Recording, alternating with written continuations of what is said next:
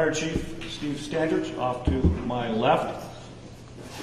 And we want to provide some details of the mass overdose incident which involved what we suspect to be fentanyl. And I want to emphasize that this investigation is in its early stages and nothing has been absolutely confirmed. And so we're in the process of doing just that. So at approximately 9 a.m. this morning, Chico Police and Fire dispatch received a 911 call reporting a mass overdose incident that occurred at a residence in the 1100 block of Santana Ct here in Chico. Chico police officers as well as Chico firefighters and Butte EMS were immediately dispatched to that scene. Upon arrival, Chico police officers found multiple individuals in what appeared to be life-threatening overdose conditions. Officers began to both administer CPR and also Naxolone to those individuals.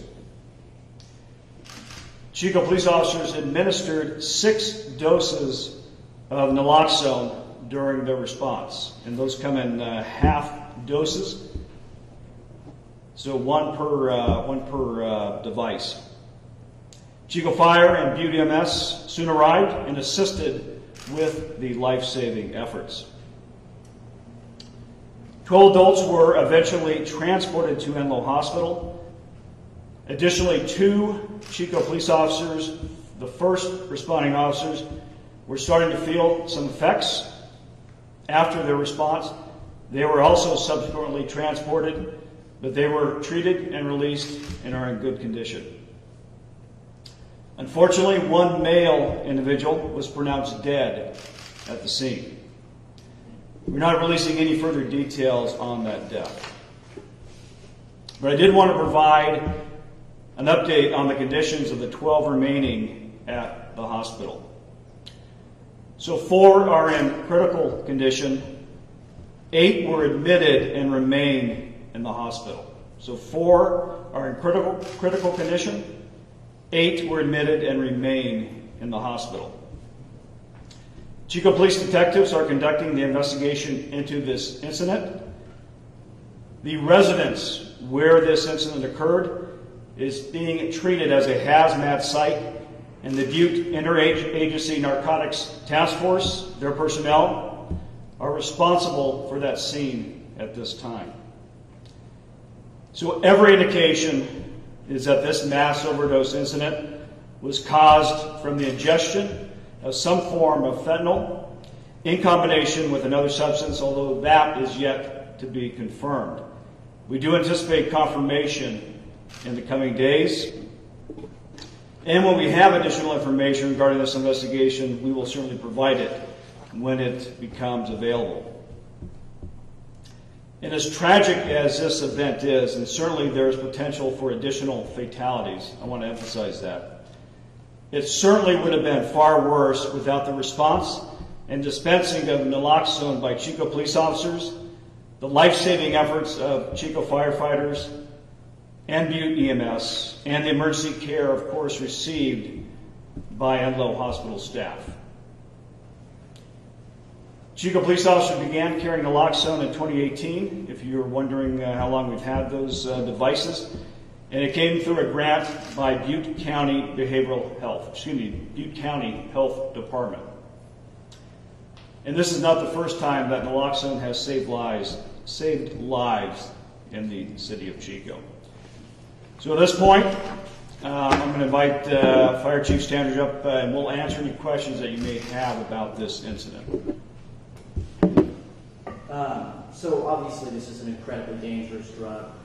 What amount of it would have been capable of hurting the first officers on the scene? I mean, that seems like, so they were feeling the effects just from being in its presence? So that is what they told fire personnel. So as a precaution, we had them transported to the hospital, and that is what they told the fire department and told our supervisors at scene. So, and again, remember, the amount of fentanyl, carfentanil, these substances are extraordinarily dangerous, and it takes just a very minute amount to cause life-saving conditions. Now you said that there was still a danger. Is there any other batches of this out floating around in the public? Well, we don't know, and that's part of our investigation, is to determine the origin of what we believe is fentanyl. And again, just remember, and I do have to couch my comments, that has not been absolutely confirmed. Every indication, talking to medical staff, talking to doctors, everything is consistent with a fentanyl or fentanyl similar type overdose. That will be confirmed in the coming days with some more sophisticated testing. But once that is confirmed, and certainly as this investigation continues to progress, we will be determining, or doing our best to determine, where the origin of this fentanyl came from. Do you think this was potentially targeted towards the people who ingested these drugs or purchased the drugs? That part is unknown. We have some information that we are following up on that we've had, we received as part of our investigative process. We're following up on that, and that is yet to be determined. What relation were, 12 people in the house, what relation were they to the homeowner? So generally these are all friends, or at least acquaintances. In most cases there may be one or two that were a little less known. Certainly that's something we're paying attention to as well. But generally these are all people that knew each other. So Enloe Medical Center has activated its Incident Command Center. How do you work with them in an incident? So I'm going to refer that question to Fire Chief Standridge. So when the incident came in, my division chief, Chief Alexander, recognized the nature of the incident. Initially, 4 patients were known to be on scene. He upgraded the response to a mass casualty incident. Once that occurs, it also activates and notifies the hospital so they can activate their teams to prepare for patients coming in. In this case, 12 initial patients with the 2 additional police officers who were exposed or potentially exposed to the fentanyl or the substance that caused symptoms of something that was affecting them. When I arrived this morning, I was told that you guys had what they believe to be every ambulance in the city at the scene. Is that correct? Correct. We had 4 fire engines, 1 ladder truck, 3 engines, counting engine, and then all the Butte EMS resources were also on scene as well. So it was a large mass casualty incident for us. So when do you anticipate this scene being cleared? Is there any estimation of when that's... So we don't. There are legal processes that we have to adhere to, as well as certainly the hazmat side of that. So there's no clear time or date when that'll be clear. It's not a danger to the public right now. I do want to emphasize that. But certainly in the processing of that scene, we need to do that very carefully because it definitely is a hazmat site at this point. I do have a question for you, Chief. Are you aware of any prior, I was told by neighbors that there had been quite a few calls to that residence before. Are you guys aware of that? So we're not going to release any information regarding the residents at this point. That is part of our investigation. Certainly we're aware of things that we're not going to reveal right now, but that will be part of our investigation and information that we'll release in subsequent days. How old are the victims? They are all adults. I want to emphasize that. There are no juveniles. They're, my understanding, at least 19 years of age up, I think, about 30. That is not confirmed, but every one of the individuals in the hospital, all the victims are adults. Will you be releasing anything about the fatality and identifying who was the... Not at this point. So that is still part, again, remember where that person, that body is a hazmat scene. So as far as confirmation, we believe we know who that individual is. We want to confirm that. We want to do that safely, though. So naloxone was carried by Chico Police officers? As of last year, that is correct. So what kind of training is done to carry that, and how do you... So the training is delivered by EMS personnel as part of the grant that the Butte County Department of Health provides, and that is all part of the carrying of that particular anecdote.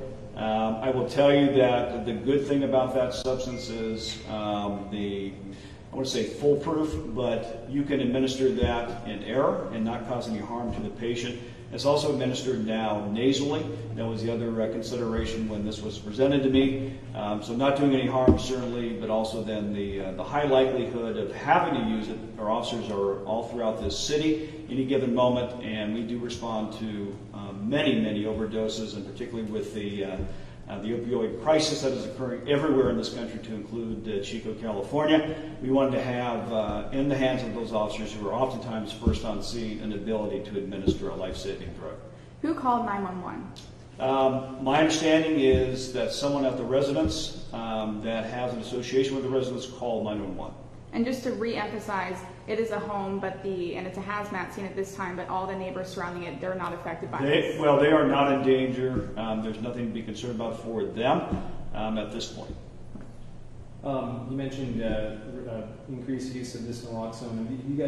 Have you guys experienced a lot of incidents of fentanyl-related injuries or deaths? So we have not fentanyl, but remember, this is also an anecdote for heroin and other opioid type of drugs. So most of what we've had so far, at least in Chico, I won't speak for the rest of Butte County, has been heroin related, and we have had several saves where people were in the throes of an opioid, usually heroin overdose, and administered that particular drug and saved lives. So we've had several, and we've only carried those for several months. So fentanyl obviously is a drug that's very scary and has become an epidemic in some parts of the country, but not necessarily here, as you just said. Yes. Is it concerning to you that you're seeing it here today?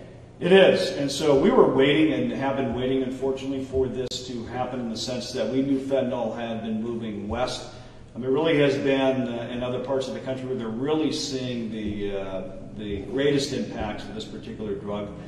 That is changing, unfortunately, and now we've had this mass casualty incident, like the fire chief said, and likely to have been caused from fentanyl. You bet. That should concern us all.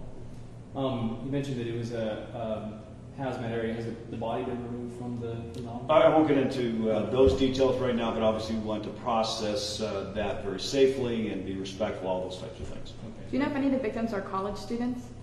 I don't know that. I do not know that, whether they are or not. Anything else? So the two police officers that were sent to the hospital, they've been Yes. released? They were treated and released. I spoke to them at the hospital. They're both doing well, and they're back home now.